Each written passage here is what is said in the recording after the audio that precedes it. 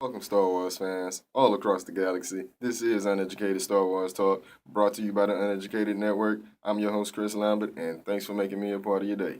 Now, today we're going to talk about the most important character in Star Wars to me, Darth Vader and Anakin Skywalker. Same character. Some people look at them as two. I look at them as the same person.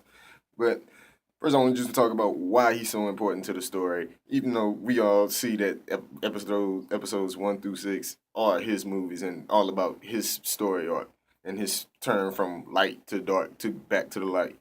But when we first meet him, he's this good-hearted, good-natured boy on Tatooine. That's also a slave, him and his mom. But his mom, obviously, raising him the right way. It's not the oppressed slavery that we used to when we think of slavery in our galaxy.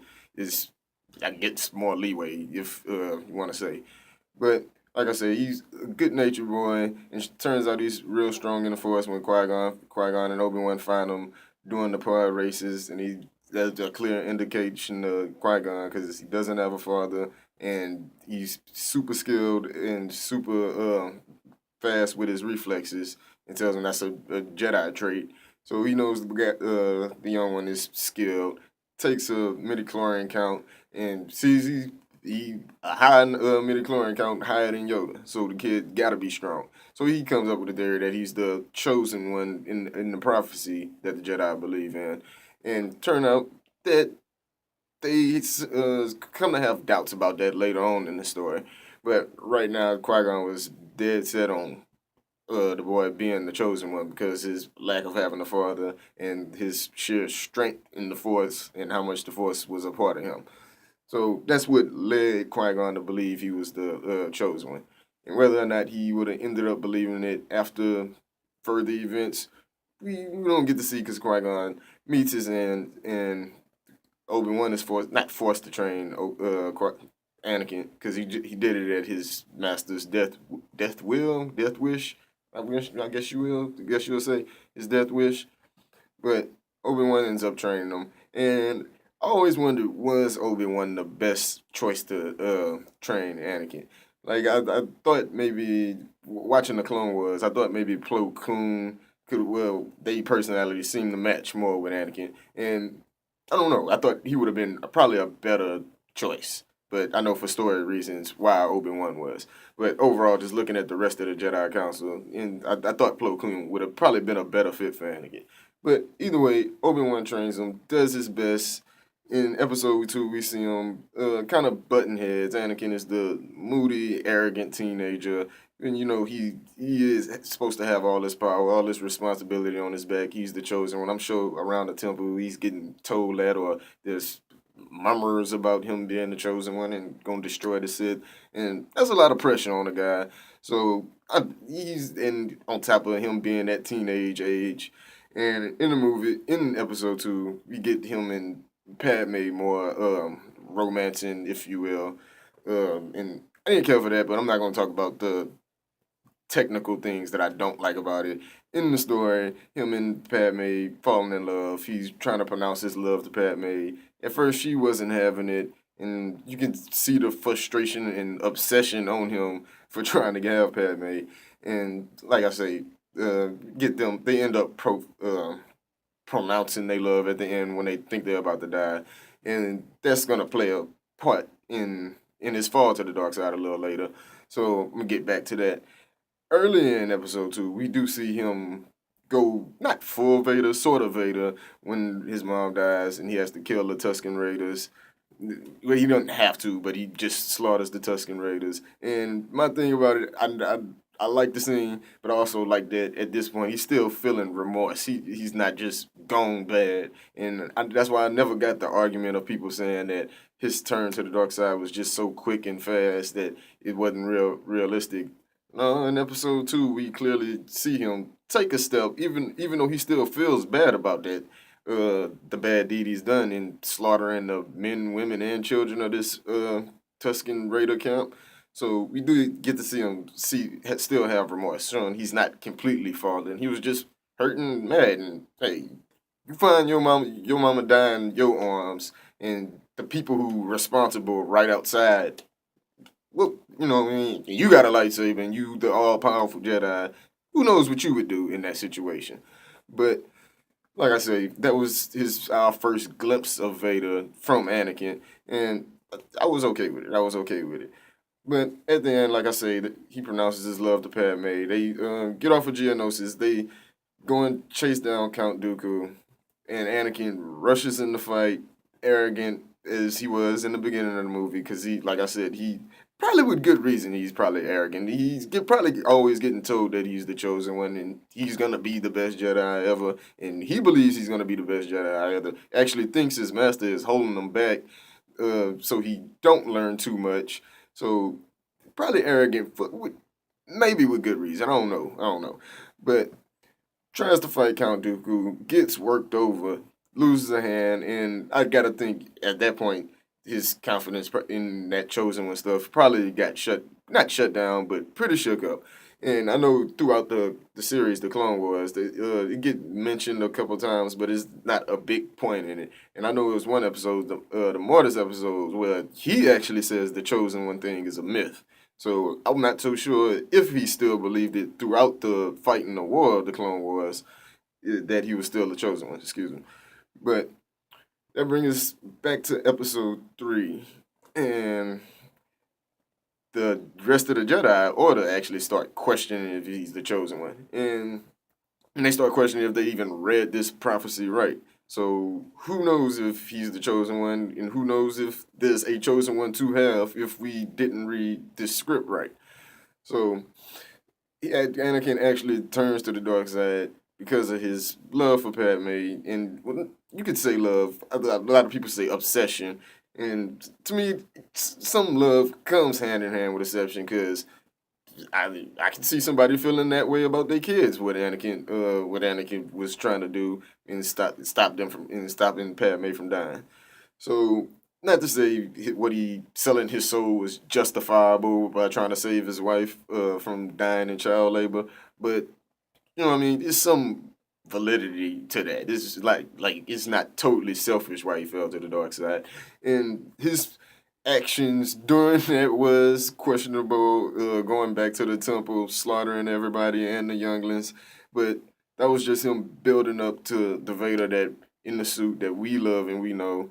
And of course, he gets dismembered by his master Obi-Wan, and that sucked. Cause could you imagine how powerful Vader would have been without the suit if he would have still had all his limbs and been able to connect to the Force naturally without the suit forcing him to be more machine. Like, could you imagine how powerful he would have been? But nevertheless, Obi Wan defeats him on Mustafar. He lives, gets the suit to save his life, and at this point, Anakin is dead. At this point, not dead, but going going deep down inside. Because you do see in the movies, I think you see him reflecting on things. Either when he's staring outside the glass of the Star Destroyer, or when he's just in his his meditating pen on Empire Strikes Back, and Admiral Piet walks up on him. Whether it's that, I think he's reflecting on past events there. So Anakin isn't dead. It's just he's how Obi-Wan say consumed by his hate, and he does try to forget everything of his past life, and that fuels his anger and stuff. To makes him stronger. Be it that he on the dark side now, all his anger and stuff makes him stronger in the suit.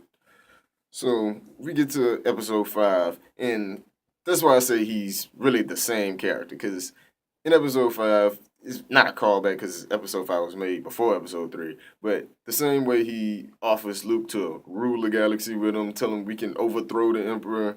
He does the same in episode 3 to Padme. He tells her basically the same thing, but I can overthrow the Emperor, and me and you can rule the galaxy side by side. So Vader isn't this just big power hungry guy. He's wants to rule, but he wants to rule the right way. He knows he's probably not smart enough. And in episode 2, he does say that to Padme that she asked him, "Who's gonna tell people what to do? Who, you?" And he's like, "Of course not. Somebody wise." And I think he was probably maybe referring to her. If he could have it his way, they would be on top making the rules, and she would be the political face, and he would be what he is in the Empire, be the muscle and the enforcer. So it, maybe Anakin has some political views that might not sit well with people, but I think he has good intentions. But you know what they say: some of the worst things done are driven by the best intentions.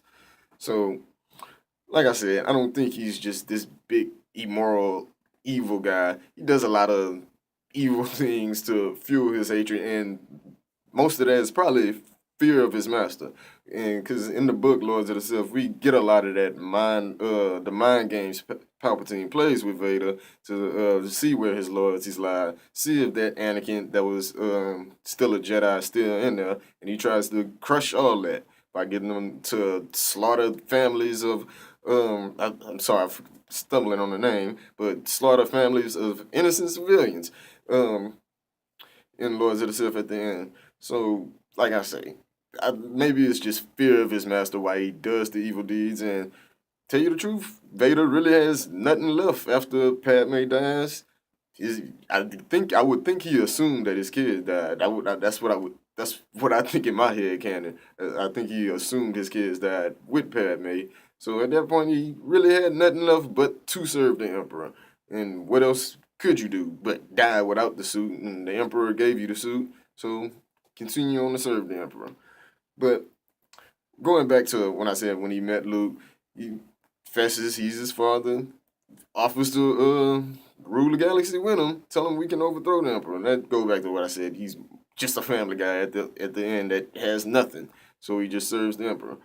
But on in episode 6 when the big turn happens when he turns back. I love that scene because I love all the emotional tour of Luke knowing the good is in his father, but just trying not to fight to get it out of him. And it eventually works. His father's love for him saves his son, turns away from the Emperor, throws the Emperor down the shaft, kills him, and end up sacrificing himself because he knew the electricity from his force lightning would mess up his suit. So sacrificed his life for his son. That's why I say the Anakin in there never really died, but was just truly consumed by his anger, and only those family ties could get him out of that. So that's why Vader is truly just the family guy who lost everything and just was consumed in his anger of losing everything, and maybe even guilt because he force choked Padme, threw her on the ground. Who's to say that's maybe not the cause of her death? Maybe just in the movies they didn't want to say Anakin actually killed her, so they told us she died of a broken heart. And that's more behind the scenes, but I try to think of stuff like that to make stuff make sense, because dying of a broken heart just don't make sense to me. So maybe Anakin was truly responsible, and George Lucas didn't want to advocate the hero, I guess you can call him, beating on his wife, basically. So that's my breakdown of Darth Vader. This is why he's probably the most interesting character in Star Wars, probably the best villain in movie history because he has all these layers. We got to see the backstory, whether or not you like, love, or hate the prequels. We got backstory on what was a menacing villain in episode 4, 5, and 6. He scared people to death out here. I wasn't alive to witness him in theaters at that time, but I could imagine going sitting in the theater for the first time, seeing Vader's black suit against all the white of the Tanative Four. I think that's how you say it now. But yeah, that would have been pretty menacing. So I would have been loved to get the backstory on him. The movies wasn't executed the best with the prequels to them, but it was still interesting to me because I love the story of Vader all through the 6 movies. So let me know, how do you feel about Vader? Is he the best villain in cinema to you, or who name a villain better? Who's another interesting character in Star Wars that you want to learn more about? Let me know in the comments, and maybe I'll do a video on him. But in the meantime, go to Facebook and like the Uneducated Network page, and also give it a share. Like this video as well. You can find me on Facebook at Chris Lambert. Thanks for making me a part of your day. Bye bye.